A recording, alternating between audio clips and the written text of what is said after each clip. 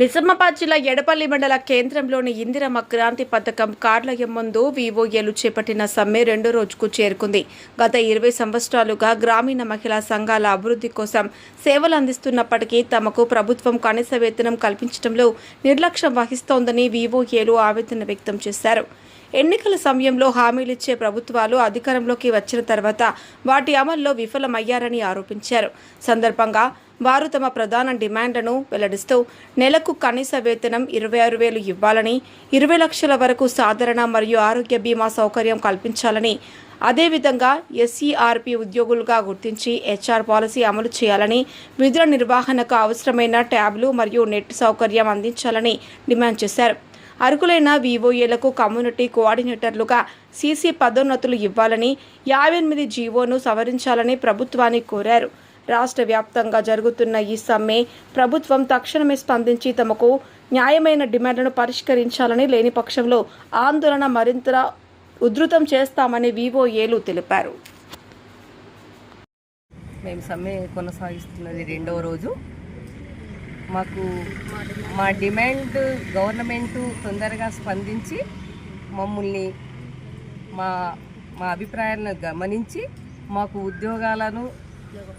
ఉద్యోగ భద్రతను కల్పించాలని ఈ ప్రభుత్వంని మా సమ్మె నుండి కొనసాగిస్తూ ఉంటాం. మీరు ఒప్పే వరకు మేము కొనసాగిస్తూనే ఉంటాం.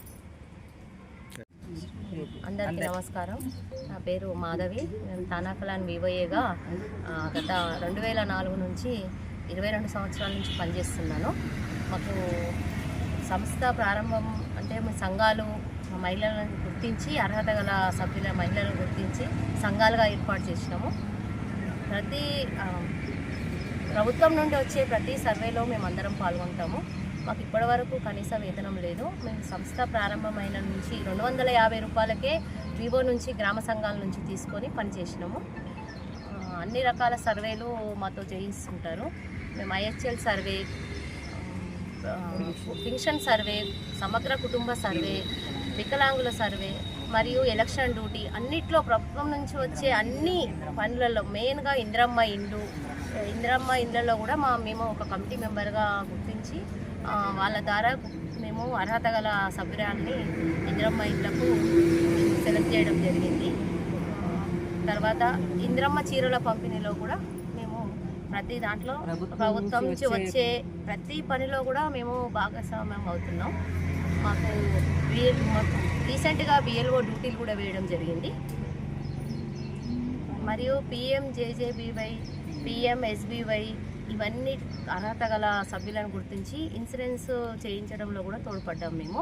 కానీ మాకు ఎటువంటి బీమా లేదు. మేము ఉదయం లేచి నుంచి రాత్రి వరకు సభ్యులతోటే మేము పని చేయగలుగుతున్నాం. కానీ మాలో ఏదన్నా జరిగితే మాకు ఇన్సూరెన్స్ అనేది లేదు, ఆరోగ్య భద్రత లేదు.